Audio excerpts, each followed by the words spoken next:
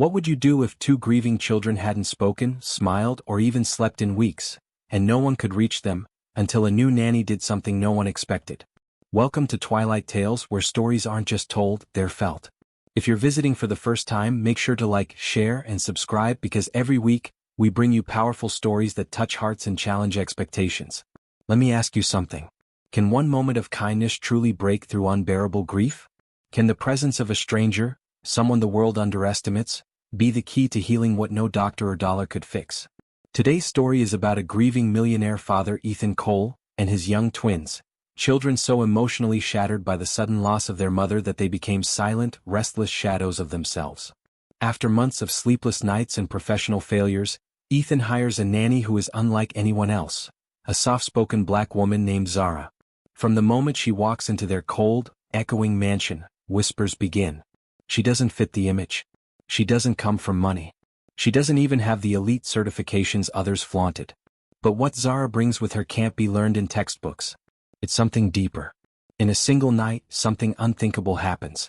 And not just for the twins, but for the entire household. This story isn't just about grief. It's about judgment, resilience, and the quiet power of presence. It's about how we often overlook the people who carry the greatest strength, and how healing sometimes comes from the most unexpected place. So sit back, breathe deep, and prepare to witness a transformation that not only defies logic, it restores the human spirit. This is the story of Zara, Ethan, and the night that changed everything. Let's begin. The Cole estate was the kind of home people passed by and whispered about. Massive iron gates. Impeccable landscaping. A mansion perched like a monument to wealth and success. But on the inside? It was cold. Not from lack of luxury. No, the floors were polished to glass, the chandeliers sparkled like ice. It was cold because of grief. Ethan Cole had built his empire from the ground up. Tech investments. Real estate. His name appeared in Forbes, his face at charity galas, and his life seemed picture-perfect. Until the accident. A rainy night. A sudden turn. And just like that, his wife, Ava, the light of the home, the soul of the family, was gone. She left behind twin 6-year-olds, Mia and Mason. Beautiful, bright children, who hadn't spoken a full sentence since the funeral. In the weeks that followed, the mansion grew quieter and colder. Laughter had vanished. Toys remained untouched. Their once colorful drawings on the kitchen fridge were replaced with silence. But the worst part wasn't the stillness. It was the sleepless nights. No matter what Ethan tried, no matter how many sleep specialists, therapists, or night nurses he hired, nothing worked. The children would cry for hours. Scream in their sleep. Walk through the halls in the middle of the night like little ghosts.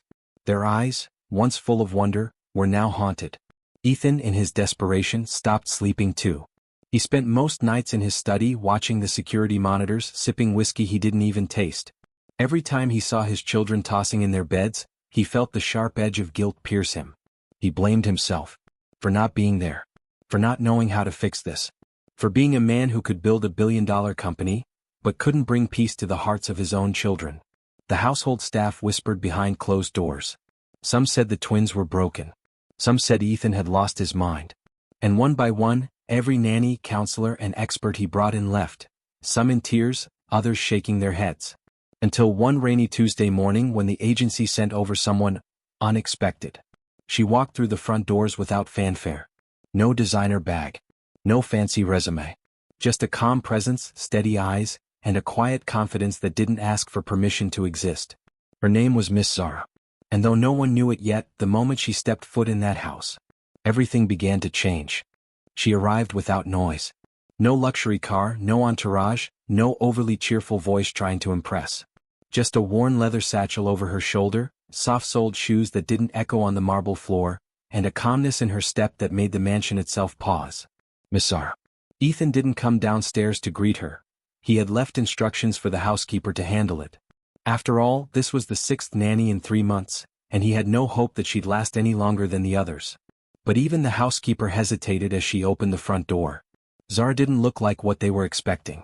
Mid-40s, dark skin, tightly tied scarf over her hair, and no expensive perfume. There was a gentleness in her face, but also something resolute. Her resume had no Ivy League degrees.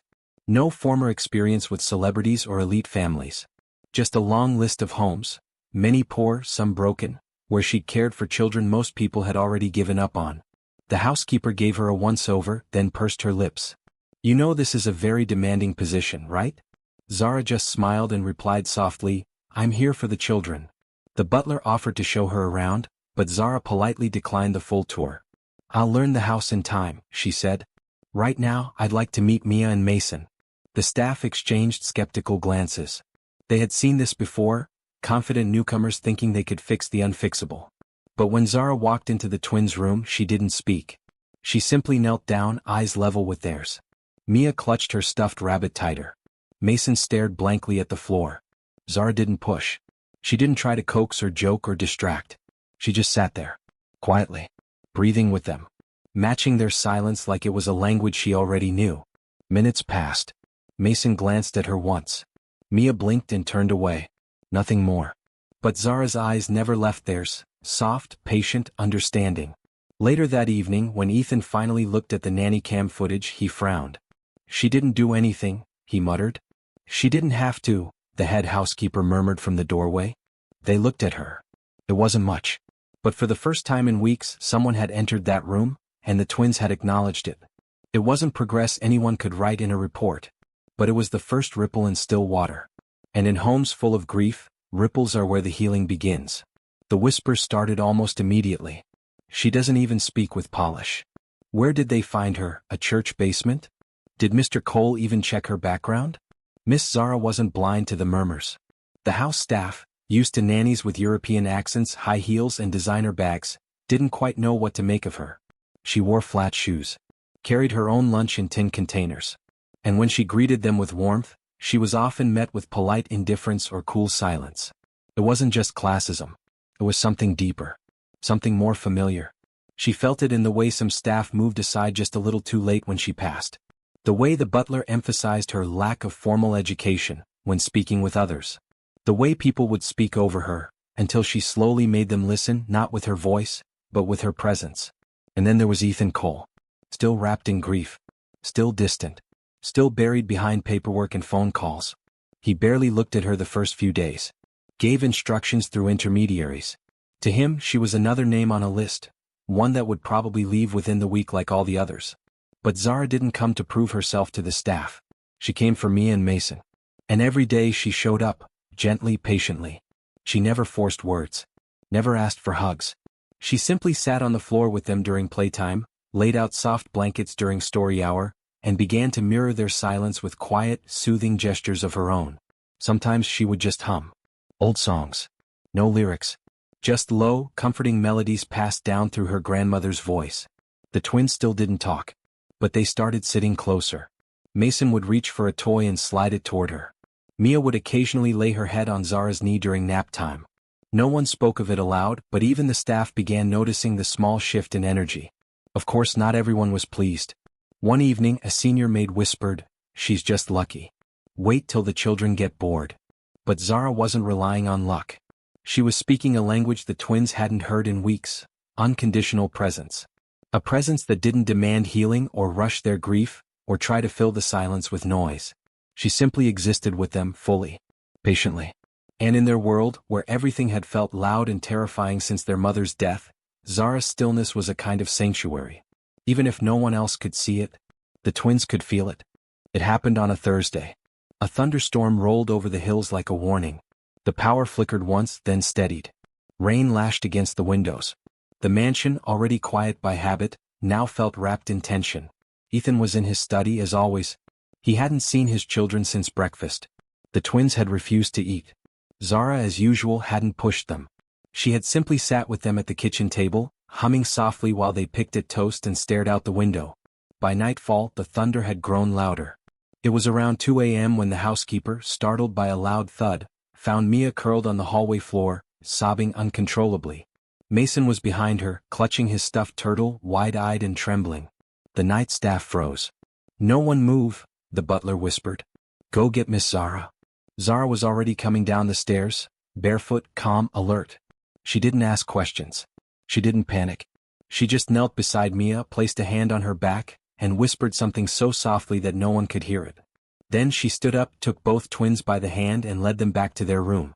Ethan had seen the entire thing, not in person but through the security monitor on his desk. Something in his chest pulled tight. He stood up. For the first time in weeks he followed. He walked down the corridor quietly, stopping just outside the door to the twins' bedroom. It was slightly ajar. And what he saw inside stopped him cold. Zara was sitting cross-legged on the carpet in the middle of the room.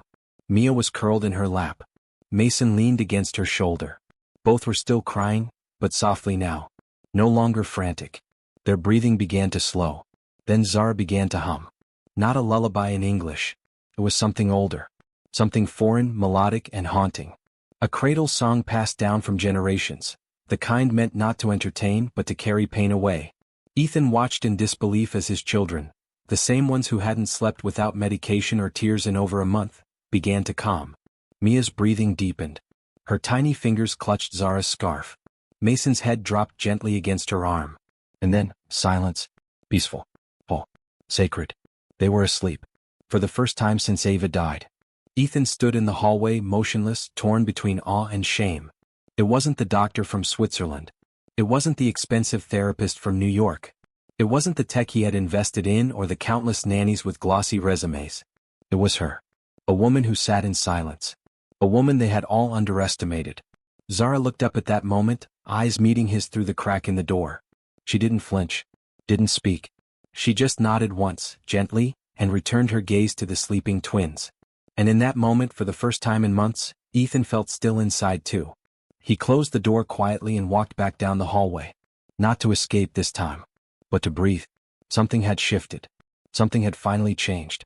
The next morning, Ethan didn't go to work. He canceled meetings, ignored emails, and stayed home, something he hadn't done in over 3 months. The twins had slept through the night. The nanny cam confirmed it. No restlessness. No midnight crying. No wandering the halls. Just 2 small children tucked under soft blankets, breathing peacefully. At 9 a.m., he asked the housekeeper to send Zara to the sunroom. It was the first time he had spoken to her directly since her arrival. She entered quietly, her scarf neatly tied, hands folded in front of her. "Please sit," he said, gesturing toward a chair across from him. She did without hesitation. For a long moment Ethan just looked at her, as if seeing her for the first time. Not as an employee. Not as a stranger. But as someone who had done something he couldn't explain. "How did you do it?" he asked, his voice low, almost broken. "They haven't slept. They haven't looked that calm in weeks." Zara's gaze was steady but soft. "I didn't fix them, Mr. Cole," she said gently. "I just made space for them to feel safe." He blinked. "But they cried. They were so afraid." She nodded. "Grief doesn't leave quietly. It comes in waves. Sometimes what children need most isn't words. It's to know that when the waves hit, someone will still be there." Ethan leaned back in his chair, silent. Zara continued, her voice calm. "When I lost my daughter," she said almost in a whisper, "I thought I'd never breathe again. She was 7. A fire took her from me." Ethan's eyes widened. Zara gave a small, pained smile. "No one knew what to say, so I stopped talking to. But my grandmother, she would just sit beside me every night. Not telling me to feel better. Not begging me to smile. Just humming. That same lullaby you heard." Ethan lowered his gaze. "I'm sorry." She nodded. "That song doesn't take pain away. But it reminds you that you're not alone in it." For a moment, neither of them spoke. The air in the sunroom was still. Then Ethan said, "Why didn't you tell me?" Zara looked up. Would it have mattered? He hesitated, and realized it wouldn't have. At least not then. She had read him the same way she read the twins. Wounded. Guarded. Afraid to admit he was drowning. But somehow in her silence she had reached them. And now she was reaching him too. "They trust you," he said quietly. "More than they've trusted anyone since." Zara didn't ask for details. She didn't need them. "I'm not here to replace anyone," she replied. "I'm just here to hold space, until they find their voices again." And for the first time since Ava's death, Ethan didn't feel the need to control anything. He didn't feel the urge to fix or rush or explain. He just nodded. Because sometimes healing doesn't come with answers. Sometimes it comes with presence. The days that followed were different. Not dramatic. Not loud. But quietly, unmistakably, better. The twins began to eat breakfast with fewer tears. They no longer clung to their pillows during the day. Mason started lining up his toy dinosaurs again. Mia, ever so gently, began to draw. At first it was just circles and colors. But then one morning she drew 3 figures. 2 small ones. 1 taller. Zara asked softly, "Who's this?" Mia pressed her finger to the tall figure. "You," she whispered. It was the first word she'd spoken since Ava died. When Mason saw the drawing, he didn't speak. He simply walked to Zara, placed his turtle in her lap, his most prized possession, and sat beside her without a word. News of the twins' transformation spread through the household. Staff began to treat Zara differently. The maid who once ignored her now offered warm tea in the afternoons. The butler greeted her with genuine politeness. Some even apologized under their breath. Zara didn't hold grudges. She never had. She simply smiled and kept caring. Ethan too changed. He started coming home earlier. Began sitting in the living room during story time. He would quietly listen as Zara read, watching how Mia leaned into her shoulder or how Mason laughed softly at the funny parts. One night after dinner, the twins insisted Ethan join them on the floor during a puzzle. He hesitated, unsure, awkward.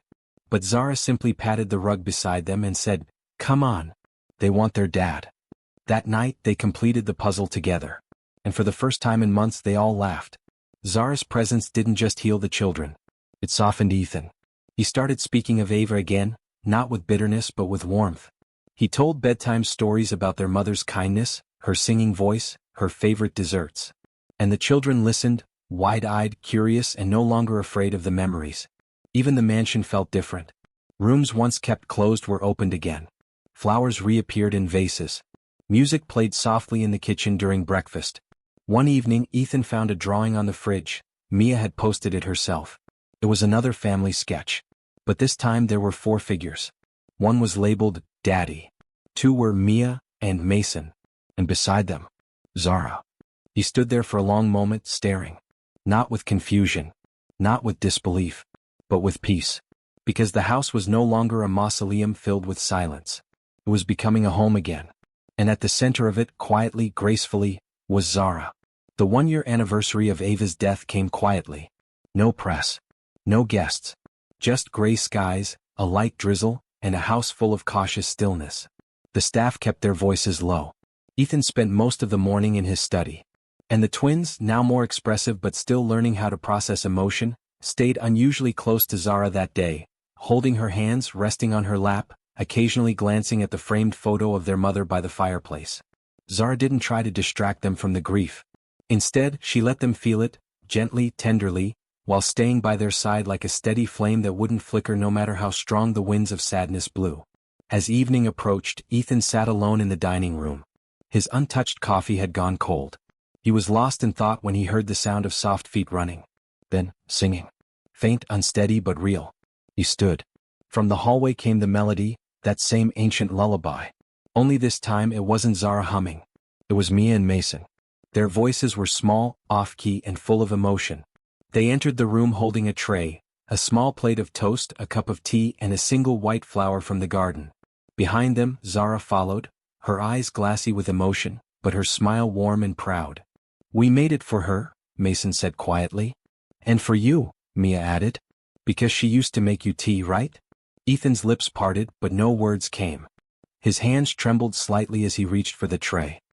He looked down at them.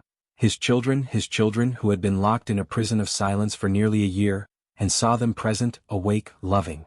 Tears welled in his eyes. He pulled them into his arms and held them tight, the weight of the moment pressing into his chest like both pain and release. Later that night, after the twins had fallen asleep, Ethan sat with Zara in the sunroom once more. He handed her an envelope. Zara opened it slowly. Inside were legal papers. "I want to make this official," Ethan said, voice steady but full of emotion. "Not just as their nanny. I want you in their lives, permanently. As their godmother. Their guardian. And part of this family." Zara blinked. Her hands trembled for the first time since she entered that house. "I don't know what to say." "You don't have to say anything," Ethan said gently. "You already did. In every quiet moment. In every night you stayed up. In every time you loved them when no one else could reach them." Her eyes welled with tears. But she didn't cry. She just nodded, pressing the envelope to her chest. The next day, the staff hosted a small celebration in the garden. Balloons. Cupcakes. A banner painted by Mia and Mason that read, "Our family is bigger now." The mansion, once draped in grief, was filled with laughter, movement, and music. Neighbors noticed. Even the mailman commented that it sounded like life had returned to the Cole estate. But it wasn't just sound that returned. It was warmth. It was connection.